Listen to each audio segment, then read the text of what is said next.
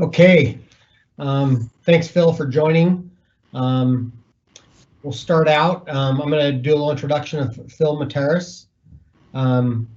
Phil is the founder and solutions architect with 13 plus years of experience in a Fortune 500 enterprise IT. He leverages his experience with designing and deploying internal and customer-facing business-critical applications in the cloud and on-prem.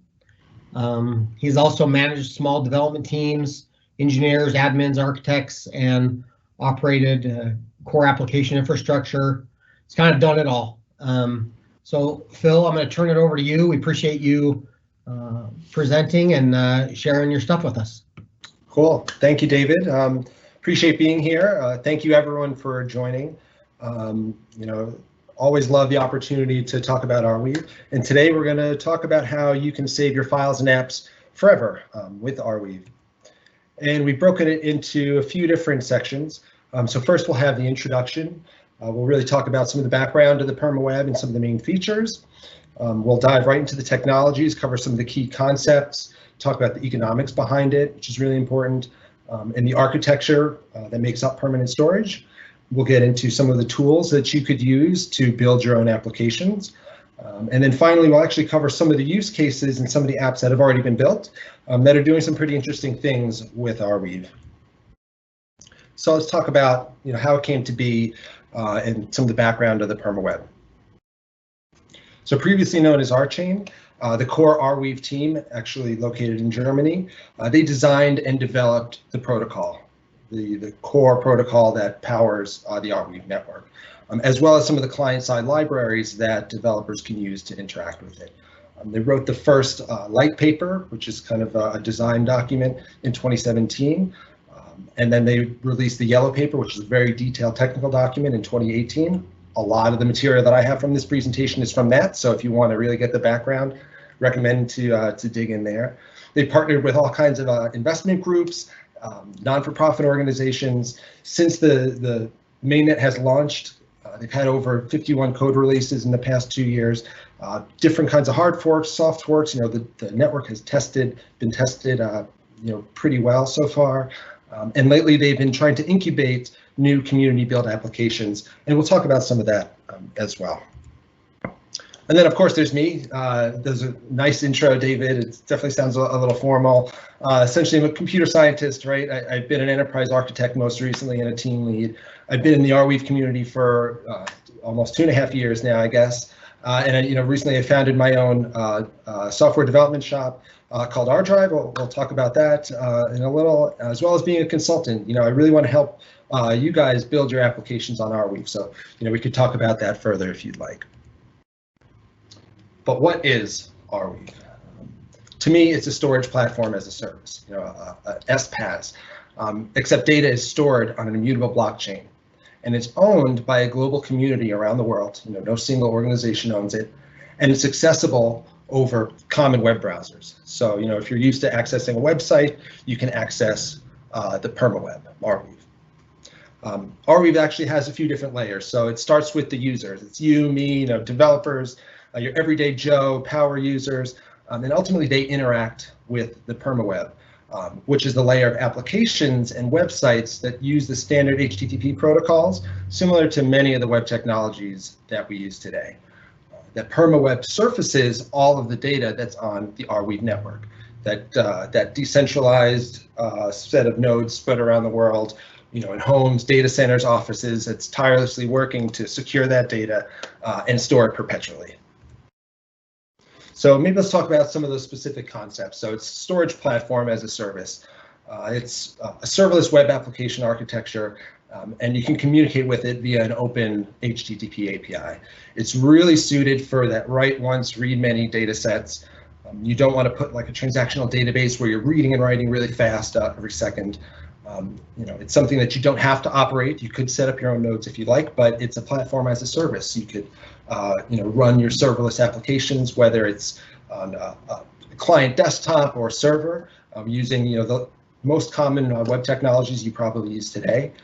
And you can also just host simple web portals and decentralized web applications on it as well. Another key feature of Arweave is that you pay once to store that data permanently.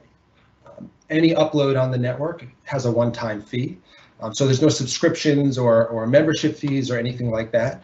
You pay once and it's there. All of those fees are paid in the Arweave network token, the AR. That fee is determined by the code itself, by the protocol, so anyone can go and look and see how this is all generated. And that's based off of modeling the infinite sum of the declining storage costs over time. I know it sounds a little complicated, but we'll get into it. That fee doesn't include what's called a storage endowment. That's paid to the node operators, which is used to pay for that data over time. And that data, once it's uploaded, is free to read by anyone by default. So you don't have to pay to access it down the line. Another key benefit is that it's decentralized and censorship resistant. So this may not be a benefit for all data sets, but ultimately, since Arweave is run on a decentralized network of nodes or miners that are distributed around the world and can come and go at any time, it makes it very difficult to censor any of the data that's been put onto the network. So each node operator can choose to what data they want to store, but simply put, getting all of the nodes to take down some of the data would be challenging. So therefore, it does have that censorship resistance as well. And finally, I think the most important feature of the Arweave network is the fact that it's immutable. All the data is timestamped and it's tamper-proof. And that's because it's built on a public blockchain-like structure that we call the block weave. So I don't know how many of you are familiar with blockchains, but it's somewhat similar in a sense that all transactions and all the data uploaded are mined into blocks. All of that content is timestamped as it's mined, and each block is cryptographically sealed. So nobody can mess with that content after it's been mined. The data can't be altered, it can't be deleted. And what that really does is it supports complete data permanence, not network permanence. Right? Nodes can come and go, the network can change, but once that data has been uploaded, you know that it's immutable, time-stamped, and tamper-proof, based off of the laws of cryptography and mathematics, essentially. So what is Arweave really? Yes, it's a storage platform as a service, but to me, it's this new type of cloud storage that backs your data with a sustainable and perpetual endowment. So that lets users, developers, organizations really store their data forever. And I think that kind of builds this collectively owned hard drive that essentially never forgets. It doesn't rely on a central party or authority to operate and maintain. By default, things don't go away. We always know when they're entered. So it's kind of like this digital brain where every person around the world acts as the eyes and the ears and is uploading all this important personal, public or private data and memories, right? To, whether it's from users or applications, to kind of build this digital brain. But except, unlike our brains, the Arweave network never really forgets. And really, it reminds me of this quote by George Orwell from 1984, which speaks to why this kind of hard drive that never forgets is really important today, considering we live in this world where so much of the content is centralized, and corporations, politicians, everyone's kind of vying for their piece to rewrite the past and censor the present. So ultimately, this protocol really supports this way of cementing what happened in the past. So now let's talk about the actual technology, some of the key concepts, the economics behind all of it, and just how it works. Okay, so there is a utility token when it comes to Arweave. You can't just pay with dollars, and that really supports the overall incentivization structure on the network.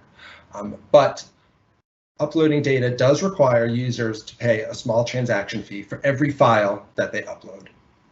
That fee goes to the node operators to essentially encode that data into the system and store it. The main unit is called the AR, the Arweave token, I guess. And there's a subunit called the Winston, so it can be broken down. I guess there's a trillion Winston for one Arweave. When the team had originally written the protocol, they designed it to enforce scarcity, meaning that there's only going to be 66 million total tokens that are produced. 55 million of them were created at the start, at the Genesis block, and circulated throughout the network. And 11 million of them are being gradually introduced as block mining rewards. So each time a miner does that cryptographic equation and does the proof of work, which we'll talk about, they get a small amount of Arweave in return, further incentivizing them to continue to participate in the network. And it's important to understand that those rewards gradually decrease over time. So years down the line, the mining reward for each block will be substantially smaller than it is today. I think it's around 5 AR right now for each block. So I'm no mathematician or calculus expert, but I do think it's important to try to understand how we find the price of perpetual storage, because that's essentially what we're providing with Arweave, or what Arweave provides us. So first we have to find the cost to store that data for a single time period. Essentially, you take the lowest available price of a hard drive, you divide that by the capacity of that hard drive, and the mean time between hard drive failures. It's on average around 7 years. And that kind of gives you the price of storing data on a hard drive for that given time period. Or what we use is 1 gigabyte for one hard drive disk for 1 hour. Then, and here's the calculus piece, you take that price and you model the infinite sum of the declining storage costs over time. And that really gives you what that perpetual price of storage would be. With that, you can finally calculate the transaction price and that instant mining reward. Right? Miners are selfish. They need to be rewarded right away, as well as incentivized to keep that data down the line. So what you do is you take that price of storage, you multiply it by the size of the transaction, which is in gigabytes, and that gives you the transaction cost. To determine the mining reward fee, that cost is multiplied by a constant that's defined in the code. When you put it all together, that gives you the total transaction price. So part of it is that instant miner reward, that's a smaller fee. And then the larger part, that full transaction cost, goes towards the Arweave storage endowment pool. So what's really important to sustain the network is that miners are always incentivized to store that data. So we mentioned over time, block rewards go down. In the event that the network is not as popular as we all think it could be, what's built into the code is this storage endowment pool, which reserves tokens that goes to the miners when there's no other means of profitability. When, for example, they're mining blocks and they're not making enough money. So it, again, incentivizes them to further store that data, even if the network is not successful. And that's also why storing data on Arweave is a little bit more expensive than, for example, Amazon S3 or some of the other decentralized storage platforms that are out there. Here's just a quick chart of, I think, the past 7 days. The price of Arweave itself in US dollars is around $244, so you can see maybe it's around 3 Arweave for a gigabyte of data, so around $7.50 for a gigabyte. The price does fluctuate a little bit because the hash power of the network fluctuates. So when there are more servers and nodes participating, the price does come down a little bit, but we expect this to smooth out over time as the network grows. There are some real key assumptions that have to be met for that price modeling to stay true. The first one is really around the cost of hard drives. Over the past 50 years, that cost has been going down. There's no reason to think that hard drive costs will not continue to go down. And there's also no reason to think that data density and reliability also will not improve over time. Both patterns have existed for a while. It's different than CPUs. I know we're hitting some limitations with CPU clock speeds and the amount of transistors we can fit in there. But when it comes to hard drives and storage, there's still a lot of room for the technology to grow and the density to increase. So that bodes really well for all of these assumptions we're making to price perpetual storage. So let's take a look at an actual Arweave transaction. I've underlined really the most important pieces, but it's kind of simple to understand. You have your data, which is really 0 to 10 million bytes of any kind of data. We'll talk about what data makes sense, a little bit. It has to include the owner, so who owns that transaction or who's going to spend the money on it, spend the Arweave. If you're doing an Arweave or a wallet-to-wallet transaction, you specify the amount of Arweave you want to send. You have to include the target or the address the transaction has to go to. There's the option to include tags or other metadata to define your transaction to make it really easy to search for. And then finally, you have the signature, which is your unique code from the wallet that you own that owns the transaction. Nobody else can reproduce that signature. It's tied to your wallet's private key. And we'll talk about what an Arweave wallet is and how you can get one soon. Ultimately, once you've created and submitted a transaction, it goes to the Arweave miners, the perma-web backbone. Arweave miners run the open source node software on commodity hardware. You don't need anything special to run it. And they're primarily responsible for storing all the data and all of the network transactions. Each miner can store as much or as little of the block weave as they want. If they store more of it, they get rewarded more, but they don't have to. Each miner does serve requests over the public internet, right? We mentioned there's this open HTTP API. So in order for a miner to participate, they have to have a port open on the internet. And what they do is they use CPU power to perform this digital race or competition against one another to mine blocks and earn that block reward. So just a quick example of some of the minimum hardware requirements just really shows that you don't need a special computer to run this. It's built for Ubuntu and Linux, 8 CPUs, 16 gigs of RAM. You could run it in the cloud or on premises. You do need a decent network connection. And when it comes to hard drive space, that's really up to you because as the miner or the node operator, you can store as much or as little as the chain as you like. So if we go a little bit deeper and talk about the mining cycle, there's a few different stages. So first, it starts with the users. They have to transact and upload data on the network. As miners receive that data and receive those transactions, first they do what's called proof of access. And that's where they test their storage capacity and they look at whether or not they have access to the historical data stored on the network. Next, they go through the proof of work stage, which is that CPU race, where they do all those complex calculations to kind of beat out all of the other nodes. Then, after they've gotten the answer for the complex mathematical equation, they distribute it out to all of the other nodes, and that really tests their network speed. And then all of the other nodes have to accept that block and accept those transactions. And they do that based off of the social rank. So if we talk about each one of these steps a little bit deeper, the first one, proof of access, this is really the key thing responsible for incentivizing the storage of that data over time. Because what happens is every new block mined requires the miner to look back and pick a random piece of data that's already been uploaded on the network. So that's pretty unique compared to other blockchains that generally only require the miner to have access to the previous block in the chain. That recall block that miners have to pick, it's randomly selected. So there's kind of a deterministic way that it's picked, but at the same time, nobody can kind of game that system. And ultimately, if the recall block is not found, then the miner can't continue to the next step.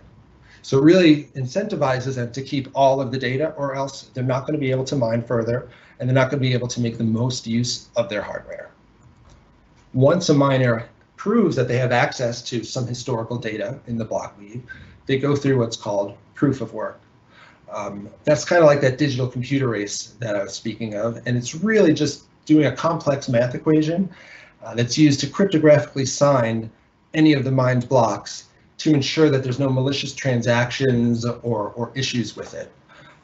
Specifically for Arweave, it's using the RandomX algorithm, and that's specialized for just general purpose computers. That's really important because the network is designed to run on any computer around the world, not certain ones with 7 graphics cards or FPGAs or specialized ASICs or anything like that. Anyone with a computer could run an Arweave node. And of course, more nodes that are on the network. There's what's called the difficulty that adjusts dynamically, which means that the more nodes on the network, the larger the network is, the more secure it is, because you need to have more and more compute power to solve that equation. Finally, after miners have produced that new block, they take part in what's called the Wildfire Metagame. And this is kind of a networking game where the nodes rank their peers based off of a couple factors. First, it's how many blocks and transactions is the peer sending, and how fast is that happening. The second is how responsive is that peer to the blocks that I am sending to it. So ultimately, nodes will gossip to the highest ranked peers first, right? They want to talk to all their friends because they know that their friends are good and behave well. This Wildfire metagame really tries to support pro-social behavior and lets the node rationalize bandwidth. It's not going to just blast all transactions to every node it comes in contact with, because if that node is slow or it doesn't perform well or is malicious, we don't want to communicate with those. So that behavior is really built into the protocol itself. After data has been mined, it's now accessible for users and applications. Sure, you can access that data directly from one of the Arweave nodes, one of the hundreds of Arweave nodes, or you can access them through an Arweave gateway, which is really specialized node software used just to serve the permaweb content. So they don't have to do any of that hashing or any of that computer racing. You can have the same, if not more minimal hardware needed. And you can customize the software to meet the specific needs of the application. So for example, you could support friendlier names as opposed to a long transaction name at the end of your URL. It supports HTTPS. It still has all of the Arweave HTTP API and still provides all that functionality, but it could also have advanced indexing and querying services. It's currently using GraphQL because it really wants to enable developers and teams to quickly find the data. The data set's only going to get bigger, so it's really important that we're properly tagging it. So something like GraphQL really helps that process. And then finally, the difference between an Arweave gateway is that it also supports what's called a content policy, which is really a blacklist of any unwanted transactions and data. Those content policies, we kind of consider them decentralized because in the end, each gateway operator and node owner can determine what kind of content they want to host. They define it themselves. In the end, after the node participates in mining that block, if the data matches that content policy, it's removed from the node. So it does increase the block time a little bit, but again, provides that flexibility so node operators can pick and choose what kind of data they're comfortable with storing. So if we zoom out, let's maybe talk about how these pieces kind of fit together. If we start from the left, we'll see the users, right? The community developers, they're interacting with the common libraries and they're building applications and the different technologies that are available. And we're going to go into each one of those. And then you have your regular end users who are using their desktops and their mobile apps and their standard browsers to communicate with the permaweb. And then you have other users or bots and websites who are also using those same kinds of webhooks and same kinds of API calls to push and pull their data from the permaweb. You'll notice some of the blocks are gray and some are purple. I've tried to indicate the things that I feel are more decentralized, and those are kind of highlighted by the gray boxes. But you'll see kind of in the middle, in order to connect to the permaweb, you still have to go through all the traditional web infrastructure that we access every day. Whether that's getting certificates from the normal root cert authorities or calling your normal DNS or going through your normal firewalls and all of that networking gear in between. Potentially in the future, some of those centralized patterns get replaced by more decentralized means. But right now, in order to access the decentralized nodes, you do have to go through it. There's plenty of apps that have already been published when it comes to just standard kind of portals. We'll see as we get to the right, that's where we see, okay, the core Arweave team. They are considered a centralized point because they are working on that core Arweave code as well as some of the helper libraries. And they do host their own gateways. So one of the primary gateways that we all access, arweave.net, is run by that team. There are other service provider gateways out there as well. For example, there's feedweave.co, who manage their own gateway to provide specific data just for their social application. It's kind of like a Twitter app. There's actually other gateways that are sponsored by the Arweave community itself. For example, Perma Online. And those gateways, again, are just kind of free services that are available for devs to push and pull content from the permaweb. And finally, in the bottom right, you have the miners, the underpinning, and they're running both full nodes, for example, small home miners, as well as larger nodes that maybe make up what's called storage pools, because some miners actually want specialized mining software, again, to really get the edge over the other miner and pool that storage together to provide a better system to operate. So now that we've kind of seen some of the building blocks, you may be interested in getting your hands on this and using some of the tools to actually build your first application with Arweave. So we mentioned this Arweave HTTP API a few times. It all starts with that. Every node has a defined HTTP endpoint that you could use to interact with, whether that's submitting transactions or generating a wallet, getting block data, network information. All of that is done through simple HTTP APIs.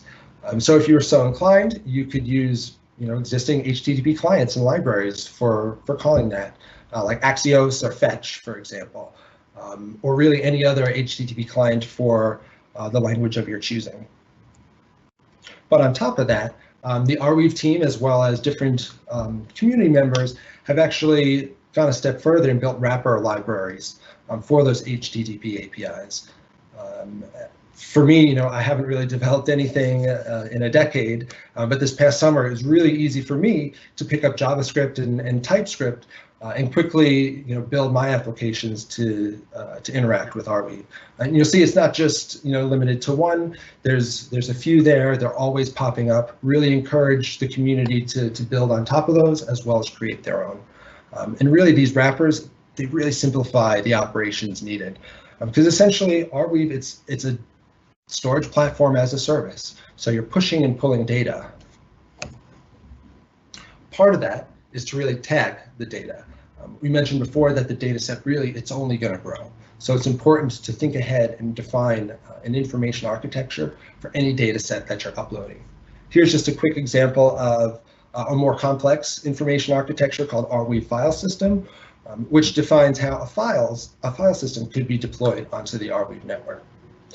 Essentially, these tags, they're still stored in the block. They're still tamper-proof and time-stamped, but they could also be indexed by the Arweave gateways. And those that index could be stored in something like GraphQL, which really enables fast querying of that data. So you can easily find the data to surface it to your users. Before you really get started with developing an Arweave or really using most Arweave applications, you need a digital wallet. Like many other cryptocurrencies, there's always a wallet that you need to hold your tokens. And that's primarily comprised of your public key, which is your address, as well as your private key. Anyone who controls that private key can control the spending of the funds in that wallet. So it's really important to protect that private key and not expose it in public places or anything like that. Arweave does use the JSON web key format, which is a real specific format of key, which you can export to a simple JSON file. For development purposes, it's really handy. If you have a very small wallet, you can transfer that file around and use it to quickly upload data and use the network. And currently, the best way to get a wallet is use, there's actually a Chrome extension out there. I link it at the end of this presentation. But it's just a quick install, and you can generate a new wallet and start using some tokens. One of the things that's really easy to do, and just a simple way to show how Arweave can be used, is just to deploy an existing website. So personally, I've been able to take WordPress sites and convert them into static sites and use this method. But what Arweave has provided us, or the Arweave team has provided us, is an easy way to package a directory, a set of files, into a single manifest and upload all of that data onto the permaweb for a very low cost. So it's really easy to just take an existing site and host it forever on Arweave. So I just have some really quick examples of some of the JavaScript. I'm not meaning to really get deep into the code. I have a lot of references at the end of the presentation, but I just wanted to show that it's pretty simple, or I should say it's pretty not many lines of code to do some basic things on the network. So here's how you can quickly generate a wallet, read some data, reads a PDF, creates a data transaction, adds one tag to it, signs that transaction with the wallet, and uploads it in chunks to the network, all in a dozen lines of code. Even downloading data is also really easy. If you know the transaction name, you simply get all the tags, you can decode it, and then you could pull the actual data set down. And there's times when you don't even need to upload or download data. Maybe you just need to transfer AR from one wallet to the other. It's just as simple as getting the wallet's public address, defining the amount of the transaction, and submitting it to the network. So now let's get into some of the use cases and example apps that have already been created and that already have some real use out in the network. So when I think about the primary use cases for Arweave and the applications that could really benefit from it, I think of two primary things. First and foremost, if your application needs a reliable archive of record, if it needs that indelible, immutable property, Arweave is a great choice for that. I see things like content management systems, records management systems, digital asset management systems, anything else that really requires that kind of long-term retention fits well on the network because it's not high transaction type of database. You're storing it once and you want to be able to access it for a really long retention period. That also applies to files, whether it's your custom code or application data or your personal music, videos, photos, any important information that you really want to make sure it's stored and can't be changed down the line, as well as any other kind of blockchain assets. There's a lot of blockchains out there. They're all trying to maintain that they're decentralized and they all have data in one way, shape, or form. What better choice than a decentralized storage platform like Arweave to store that kind of data? Another really powerful use case is simply the proof of existence, right? Once you upload something on Arweave, you know that that piece of data is going to be there at that specific point in time. So that really applies to some things like news posts, blogs, wiki publications, social networks, things you really want to show that they were there and cannot be changed or censored after a given point of time. Even things like identity verification services could really benefit from the fact that something is indelible, immutable, and time-stamped. So the Arweave community in general is spread out a few channels. They primarily are homed in a chat app called Discord. There's a channel, there's a few channels primarily full of developers, miners, people really passionate about the network and what it means. And over the past couple of years, the Arweave team and some of the community members have supported a lot of different things like hackathons, and there's an Open Web Incubator this past summer. They're running another Open Web Fellowship competition now, trying to integrate with different blockchains and just really spread the message of how easy it is to build applications on Arweave. I wanted to highlight a few specific ones here that are a little bit newer, but are really kind of taking the scene by storm in terms of offering really innovative use cases with this permanent data platform. So maybe just to cover a few of them. First, there's Limestone, which is a decentralized oracle. What that means is they store price data for other decentralized finance applications and protocols. So, they trust Arweave with that because it can't be changed and is time-stamped, and we know that data will be safe and secure for a long time. There's Community XYZ, which is a decentralized autonomous governance platform that other communities use to vote on different things and actually manage their communities. There's Gitopia, which is kind of a decentralized GitHub. They make it really easy to take any of your existing Git repos and push them right into Arweave to store them forever. Argo is another one that makes the process of publishing your website incredibly easy just with a couple clicks. I'm by no means a webmaster, but they're really making it very easy for someone to take more advanced React apps, for example, and publish them right to the permaweb. Verto is very unique because they're not just a decentralized token exchange, but they've actually built their own node software that uses Arweave as its storage backend. Weave ID aims to really make the login experience uniform and seamless across all the apps that we've been talking about. Because ultimately, when users are interacting with Arweave, it's got to be native and intuitive, and the login experience is the first chance at getting that correct. And they're really trying to solve that. And then AR Verify is trying to be the blue tick for the permaweb. A lot of times in cryptocurrencies, we see a lot of anonymity, not as much trust. So AR Verify is trying to change that by allowing people to tie real-life identities to their Arweave resources and wallets. I did want to introduce ArDrive, which is the application that I'm working on. It's actually a suite of file sync apps similar to Dropbox and Google Drive that store your data, your most important data, on the permaweb. We've built it using some of those standard libraries we just spoke about, like TypeScript for our Node.js backend. Our core is actually built already. You can try it out in our CLI, our command line form, because we're still working on the full desktop app. But we have built a web app as well in Flutter and Dart, which is actually one of the standard Arweave libraries that you could check out. Our web app is considered in beta, but it lets you do all the simple things of file sync. So you can log in with an Arweave wallet. You can upload and download and share any of the files that that you've committed to the permaweb. We mentioned before that Arweave is a public blockchain. So what we've done is we've built end-to-end encryption to really support your privacy and make sure none of your data can be seen by any of the node operators or anyone else in the world unless you want them to. You can access ArDrive on any device, any kind of web browser. And you never have to worry about any subscriptions or your files disappearing because we know that the miners will cryptographically seal them, and there's really no way to change those files. We're still working on the desktop and mobile apps, so stay tuned if you want to try those out as well.